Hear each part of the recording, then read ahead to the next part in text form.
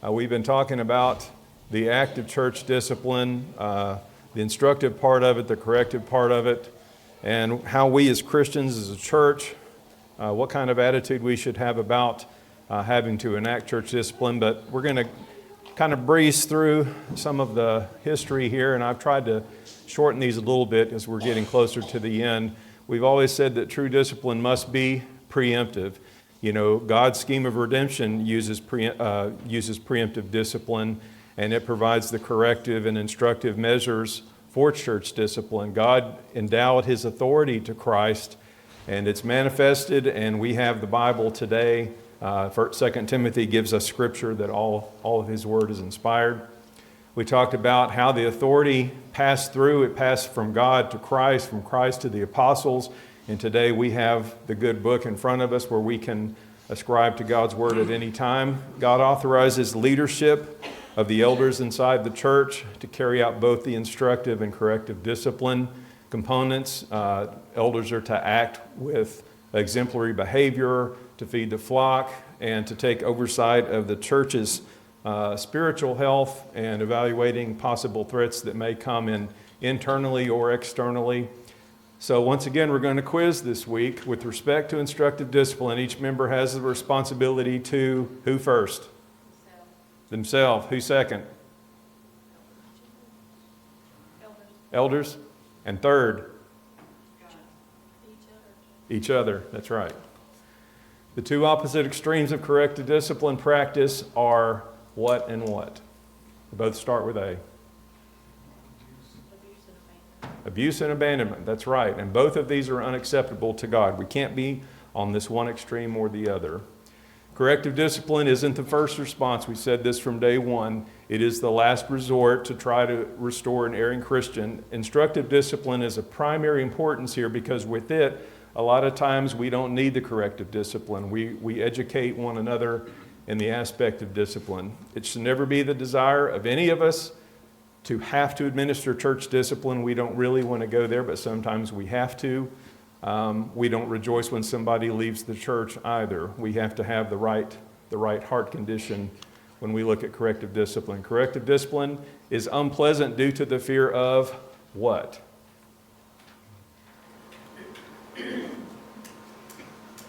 Damaged relationships. That's right. Our love for that member makes us reluctant on the front end to withdraw from them if we are at that point. But once we try to exhaust all other means, corrective discipline is inevitable. The intent of corrective discipline is for the betterment of the person. We have to keep that in mind when we have to enact it. It's to try to correct the unscriptural behavior that's going on with that person. And because it's a very touchy, shaky situation, we need to make sure that we present the truth in love as we try to correct them so that we can gain our brother. Church discipline does not include what? In making someone suffer. A primary interest in making someone suffer. What towards the offender or an outlet for personal animosity? Blank is mine, saith the Lord. Vengeance. Or C, blanking a person to hell. Condemning a person to hell.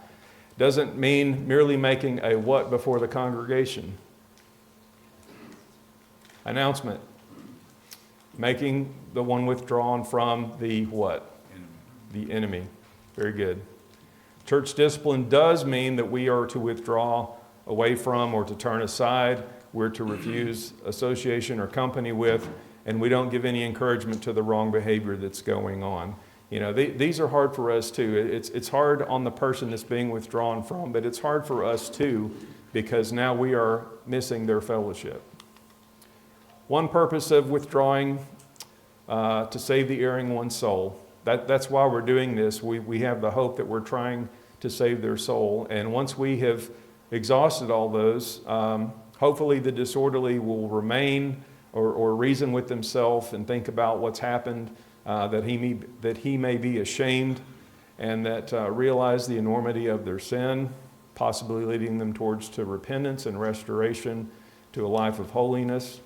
Another purpose is to save the souls of other members. And remember, when it comes time, we as a church are disobedient if we don't take the action to engage the corrective discipline. It's socially penalizing to them and in some ways to us because, like I said, we miss their company. But the congregation that tolerates disorderly will not escape the condemnation either. We talked about removing the leaven from the unleavened because of the corruption that can happen.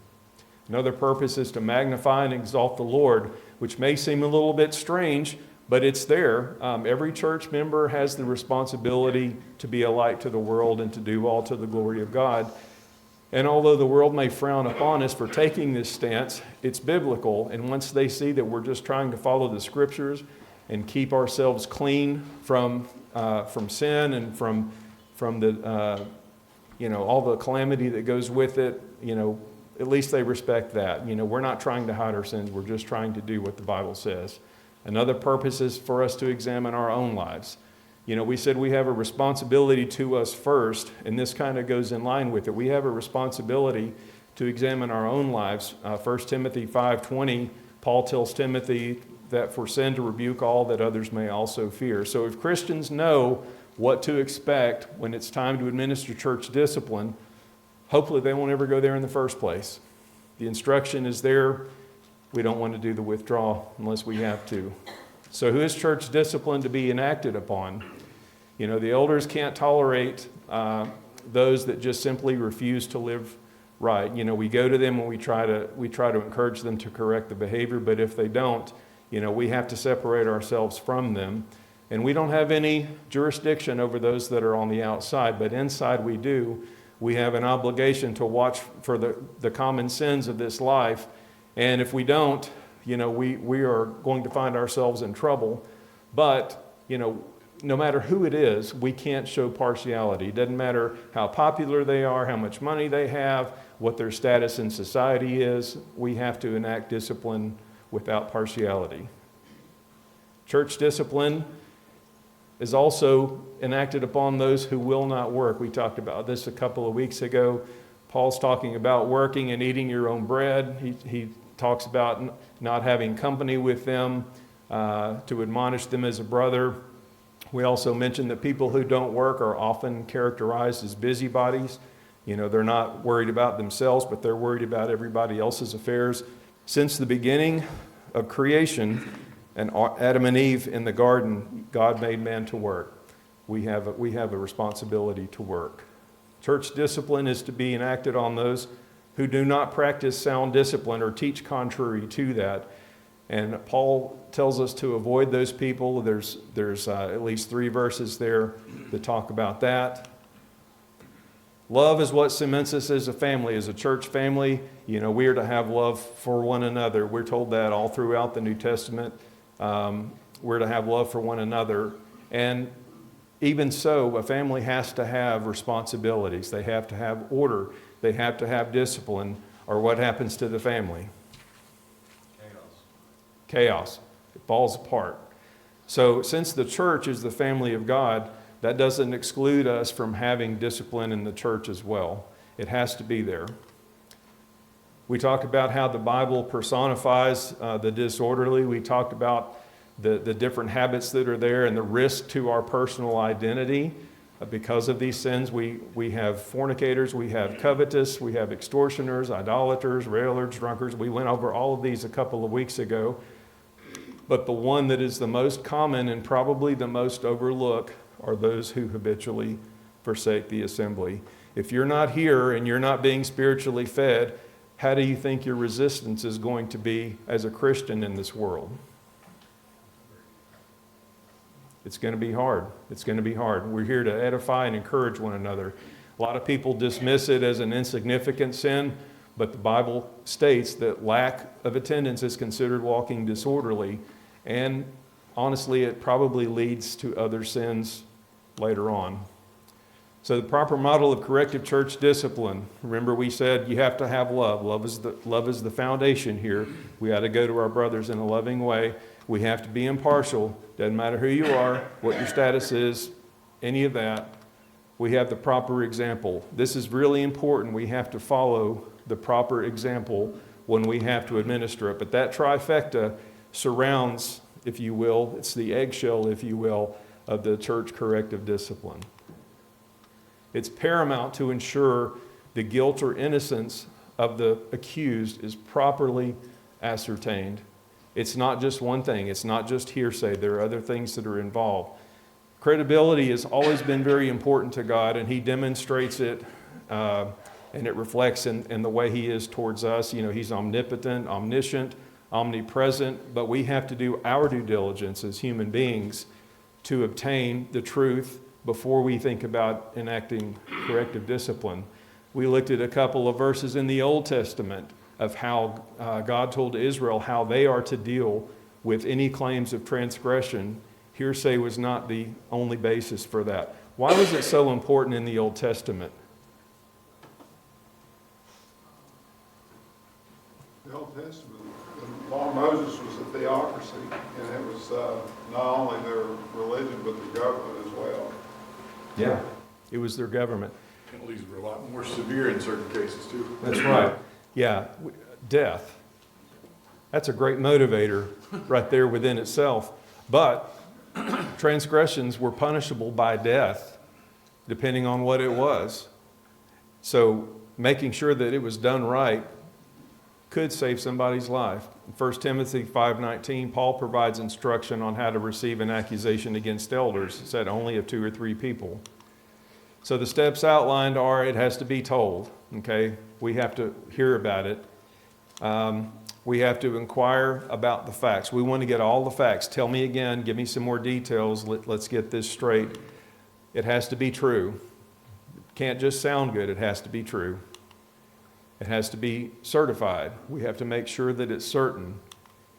And there at least needs to be 2 or 3 witnesses. You know, just because you don't like somebody doesn't give you the grounds to go to somebody and exacerbate some sin or some wrong that you think that they've done against you. It needs to be handled very appropriately if we're going to enact that. The disorderly must be warned and vividly stressed of his wrongdoing. When we go to somebody, we go to them in a loving way, but we really hope to see that they give it a lot of thought and that they feel bad about what they've done, about how they're living. And once we see that, you know, there's hope that we can turn them around. But they have to be stressed of the wrongdoing. And we have to exercise patience toward them. You know, we all make mistakes. We're human beings. We sin. We have to be patient with them. Everybody's going to have a slip up every now and then. But the problem comes is when it is part of who you are.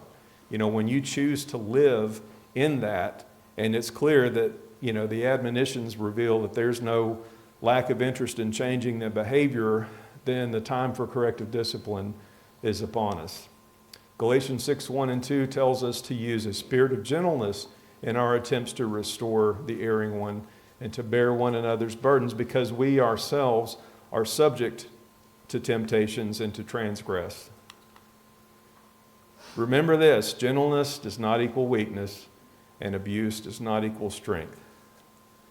A lot of people get that confused. Even we as Christians confuse that sometimes. They're not mutually exclusive. Corrective efforts often fail because people confuse the two. The nature of the trespass that's going on can affect this, depending on what it is. But no one can be spiritually abusive at the same time, spiritual and abusive at the same time. You know, Jesus emptied himself into human form, but he was still 100% God and 100% man. And he is the idea of blending gentleness along with strength, because he didn't fail to condemn sin. He stood in the face of the Pharisees and condemned them, but he also condemned sin to the common man. So if and only if, after the guilt's been established, warning's been given, and the efforts to restore have been exerted, and the disorderly refuses to repent, fellowship has to be withdrawn. And once again, we said this from the beginning, this is the final act. It's not the first act, it's not somewhere in between, it is the final act. The Bible tells us to let him be unto thee as a heathen man and a publican. He tells us to put away the wicked from among yourselves. The Bible tells us, deliver unto Satan. Paul talked about this the destruction of the flesh, but we have to turn them over at some point and to have no company with them. You know, this can be very tricky, especially when you have possibly family that's involved. You know, there has to be something in there to set a distinction to say, you know, this is where I have to draw the line here. But as Christians, we're told for those disorderly in the church to have no company. So today we're going to talk about the steps given by our Lord himself. And I'm going to start by reading this. This is from Leslie G. Thomas. He said, if the church does not exercise more discipline in the future than in the past 50 years, the area of separation between the church and the world will be so narrow that it will be difficult to see. We have been careful to maintain doctrinal purity and the correct pattern of organization, but we have shamefully neglected to maintain the moral standards of the New Testament church. Now notice something here. He said this in 1955. 70 years ago, he made this statement. What do you think? What do you think about today? We're a long way from there. We're a long way from where we were in 1955. You know, there was a time when the church was really strong, you know, back in the 60s and 50s, 60s, and 70s. You know, the church in America was pretty strong, and it's faded off a lot since that time. But he said this in 1955, and he talks about exercising more discipline that's needed than we have in the last 50 years, which would be back to what, 1905? So we're talking about over 100 years here. So the Lord's discussion of private and public offenses reveals some steps that are involved in corrective discipline. So let's talk about Jesus' words here in Matthew 18. He says, moreover, if your brother sins against you, go and tell him his fault between you and him alone. If he hears you, you have gained your brother. But if he will not hear, take with you one or two more, that by the mouth of 2 or 3 witnesses every word may be established. And if he refuses to hear them, tell it to the church. But if he refuses to even hear the church, let him be to you as a heathen and a tax collector. Assuredly, I say to you, whatever you bind on earth will be bound in heaven, and whatever you loose on earth will be loosed in heaven. So this is Jesus himself. This is the model that we have. And we refer to this a lot when it comes to conflict within the church. You know, we have a problem with some other member. You know, it is our obligation to go and talk to that person when? First. We are to talk to them first. Private offenses are those trespasses upon the rights of individuals and may be between 2 or more individuals, or they may be exclusively known to yourself and God. It's between you and God, okay? Public offenses are those transgressions that put the congregation to shame and brings reproach on the Lord and his people. This, of course, includes public offenses that are already known to those outside the church.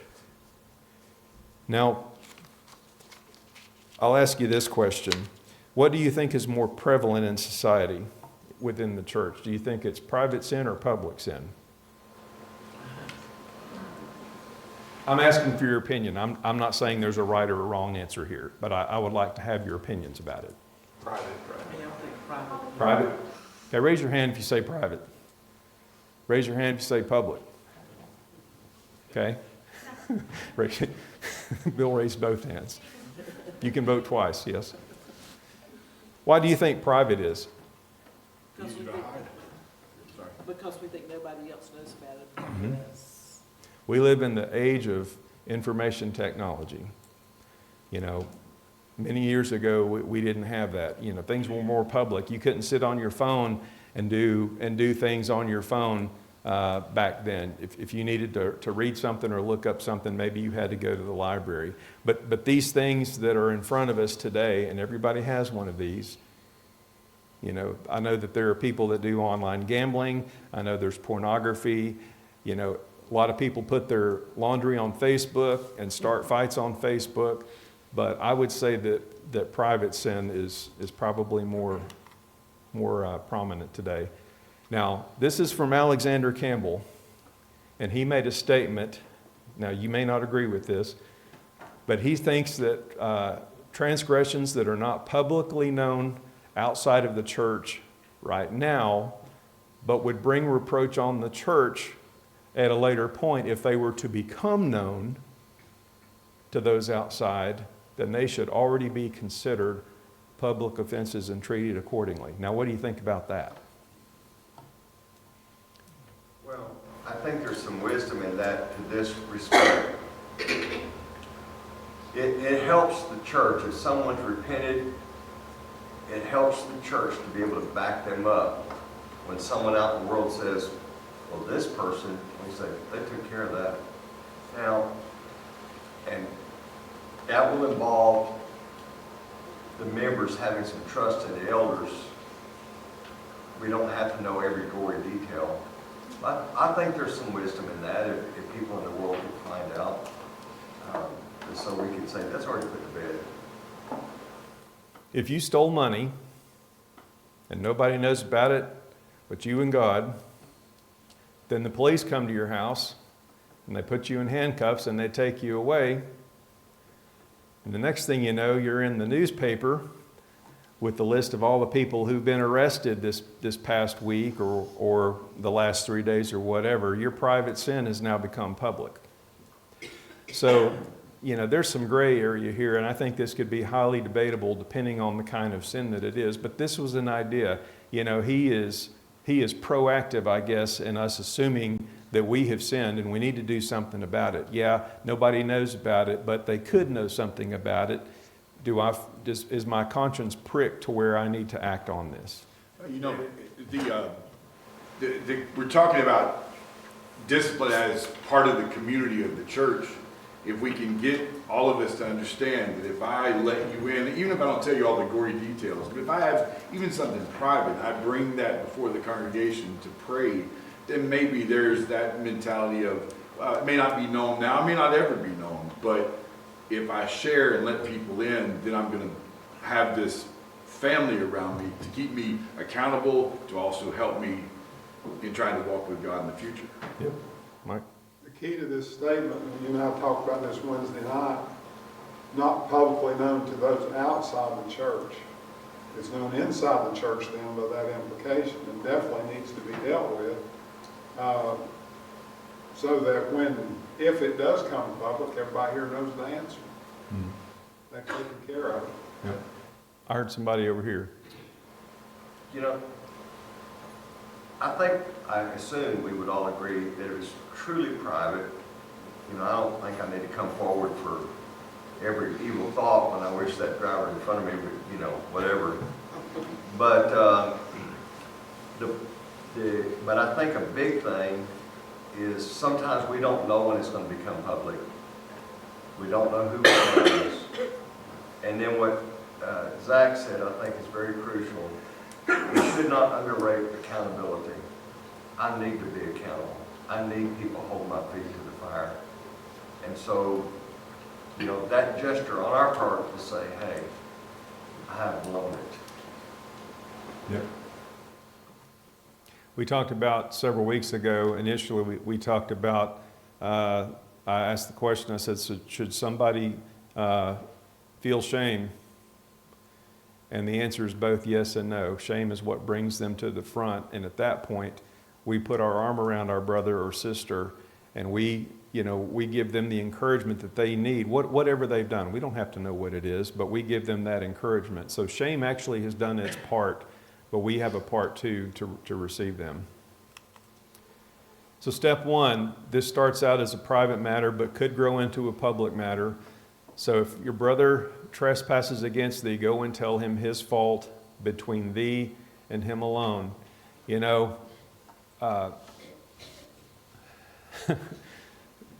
They say that, they used to say the fastest modes of communication were telephone, telegraph, and tell so-and-so. We have people that are ready to talk about it, but we have a tendency sometimes to go to people because we want sympathy. That's not the right model. If somebody has offended us, we need to go to them first and foremost. Because if you can resolve it between the two, it's not necessary that everybody else knows about it. It doesn't have to be that way. Yes, Denise? I have a question. You used the word offend, and it says trespass there and sin against. What's the difference there, or is there a difference when we're talking about sinning against? I would say that you've done something against them that's wrong.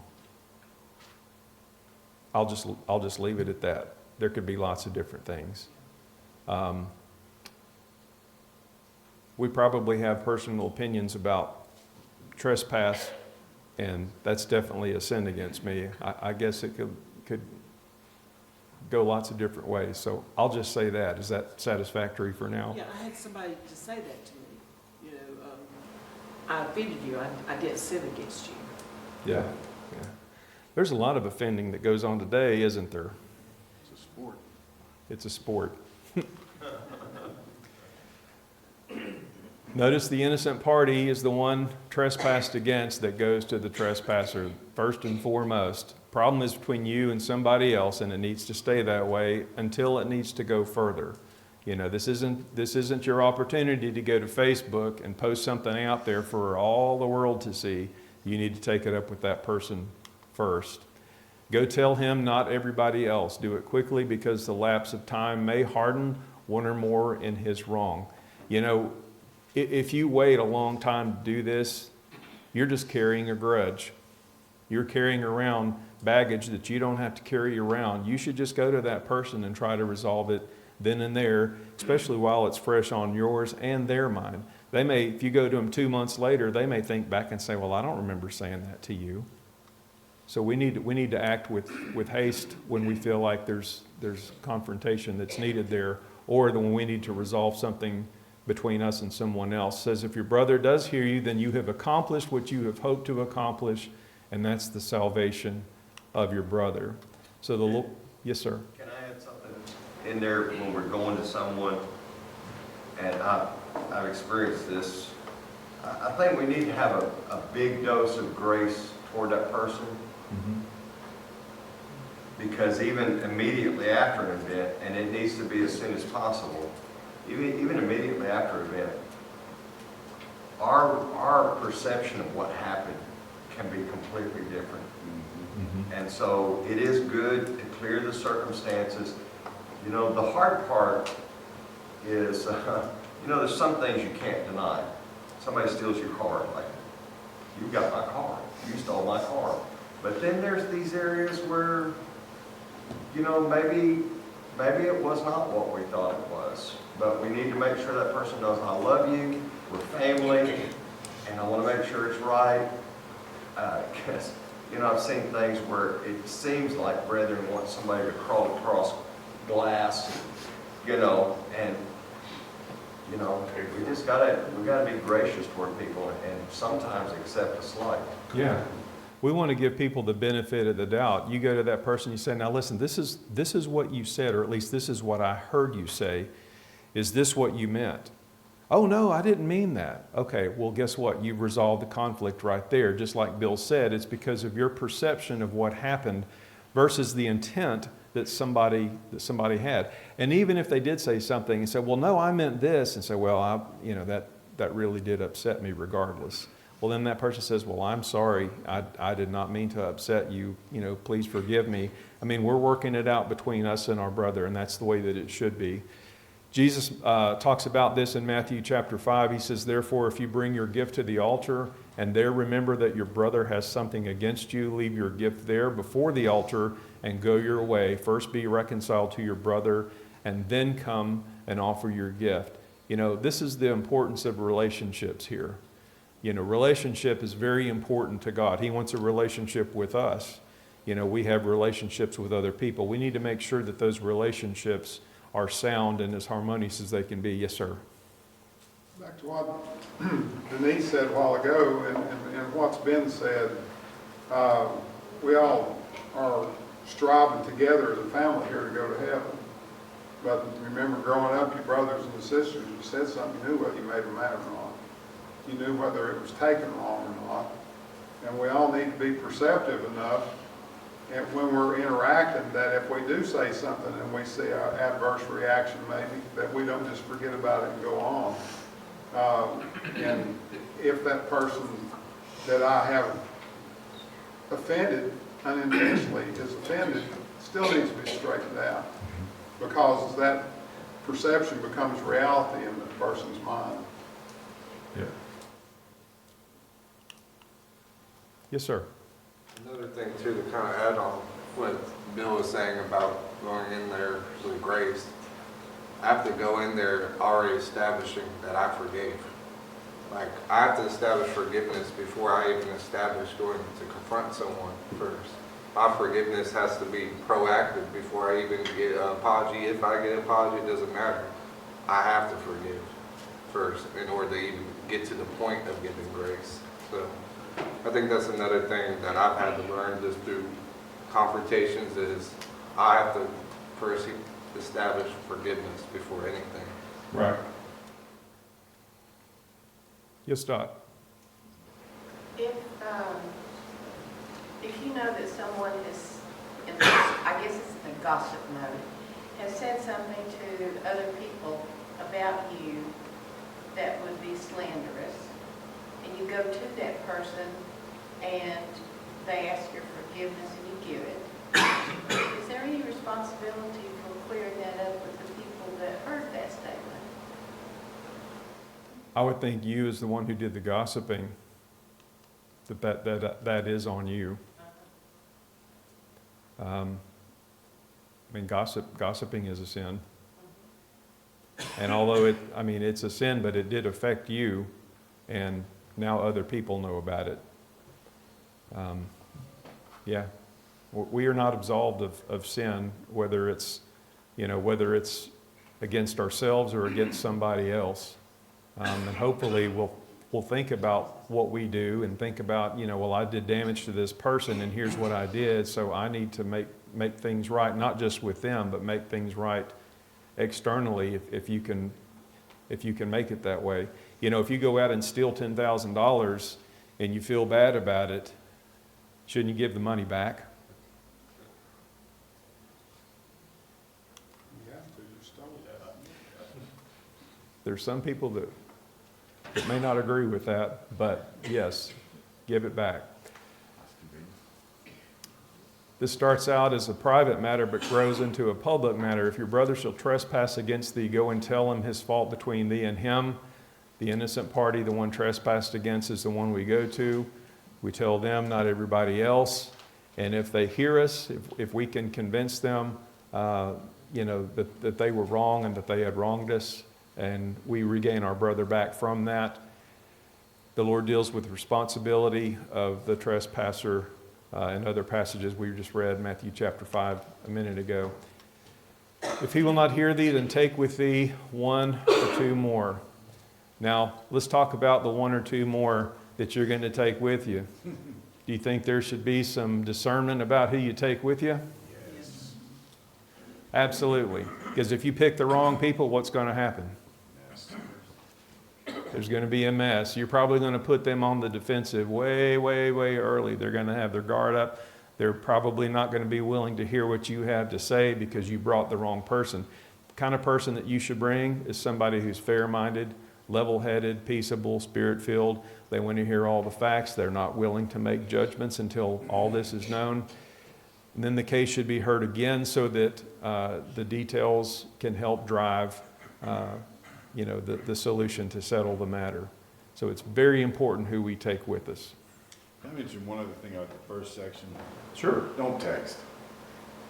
Yeah. We live in a very impersonal society now. We text people, and we do it as a matter of convenience.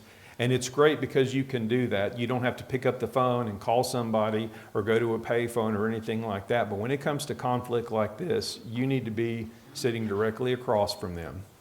You need to talk about it as two individuals where you can hear what they say, you can read their body language, you can effectively communicate in all respects with that person. That's a good point, Zach. Remember, the purpose of the second effort is to settle the difference, at least to bear witness of the effort between the two brothers, one of which has wronged the other. Step 3, if he shall neglect to hear them, tell it to the church. At this point, It ceased to be private and has become public. When such a problem is presented to the church must find a way of speaking. It says, if he neglects to hear them, tell it to the church. When such a problem is presented to the church must find a way of speaking. So some have the idea that this means to tell it to the elders. They're the representatives of the church. So here's a couple of questions that I'll throw out there. What would a young church without elders do if such be all that is involved? You have men. Yeah. An organization would imply a men's meeting. Men Yeah. are responsible. Yeah. You opened up another Pandora's box here. It's so important to be spiritually minded. One of the reasons why we need to practice church discipline, the horror of the church not having godly elders and operating in a men's meeting is to have ungodly men in there.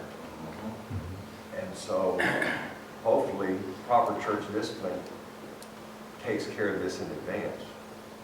Yeah. And the second question, suppose both parties to the trouble are elders and the church has only 2 elders. Then you're going to have to get the men involved and they'll make a judgment on getting the congregation involved. Yeah. And it's been so aptly put, if elders can be appointed, they can be disappointed. Yep.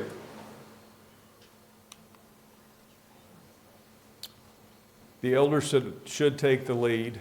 I mean, if there are church elders, they should definitely take the lead once this has been told to the church. But every mature member of the church should likewise talk to them. You know, Galatians 6, chapter 1, ye who are spiritual, restore such a one.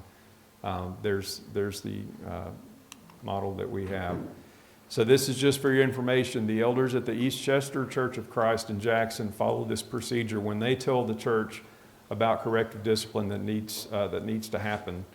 The congregation is informed of the efforts that have been put forth. The congregation is then given the name or names of those to whom such efforts have been put forth. Each one is then urged to do what he or she can to restore the erring brother to faithfulness. If at the end of a reasonable period of time, 10 days to 2 weeks, restoration has not been made, step number 4 is taken. I would dare say this is what we follow. Same methodology here. Step 4, if he neglects to hear the church, let him be unto thee as a heathen man and a publican. So this is once again the final and last resort. We've exercised and exhausted all the other possible remedies that are out there, and we just haven't been able to get it done. The Lord's method will work if it's followed properly. It may not work every time, but it will work if it's executed properly. Many today conclude that the Lord's method will not work. Simply put, it will not work. Well, we live in a different day and time, David. Things are different. People are different. This hasn't changed. This model for restoration has not changed. They fail to realize that it has not really been tried in most places. We talked about abuse versus abandonment, and I'm sure, Bill, you could probably, as many congregations if you've been to, you know, abandonment is probably the selected choice of the two. We don't want to offend anybody. We don't want to upset anybody. We just don't want to go there. Well, it hasn't been exercised in a lot of places. Therefore, the opinion is that it won't work. How many times, and I mentioned this earlier, has a brother who feels he's been wronged gone to the one that wronged them and just them? It doesn't happen as often as we think that it should. Instead, they go to everyone else. It becomes the gossip hour, and we start telling other people, not because we want to spread rumors and lies or whatever about people, but because we want sympathy. Did you hear what so-and-so said to me? Did you hear what they did to me? That's not the right model. That's not the Lord's way. We need to go to that person first and try to resolve it. So here's a couple of discussion questions. We might have time to do a couple of these today. Why is it so important that the church exercise more discipline in the future than she has in the past? Remember 1955. as you mentioned, it works. Now, I used to think when I hear someone say that, that meant the person repented and came back. But even if they don't come back, it's a message to me. Holiness is important. You've also removed the leaven.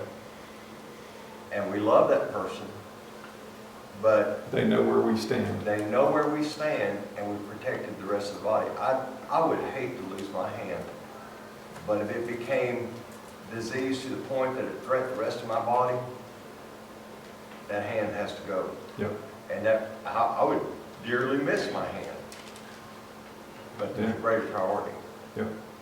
It keeps the church pure, and that goes along with what Bill's saying too, with the hand. If you don't, disease hand, if you don't take that hand off, then it causes disease to go through. So you keep Yeah. the church pure, and it works.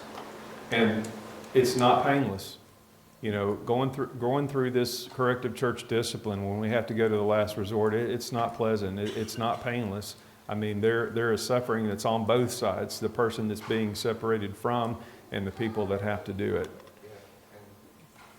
And another thing too that you see so often on the spectrum is, outside of abuse and abandonment, is legalism or license. It's either people take sin seriously, they give no grace, or they take grace seriously and they don't take sin seriously. Right. What it does is show balance, and we desperately need that in the church. Yep. Paul talks about the letter of the law and the spirit of the law, you know, and those both work together, and I think those both apply here when it comes to church discipline. I'm going to answer this one real quick. It says, what two things have we been very careful to maintain throughout the years? And that was in the first quote I read, doctrinal purity and the pattern of organization. You know, we know the doctrine, we know how the church is organized, but when it comes time to execute something like this is where we get into trouble.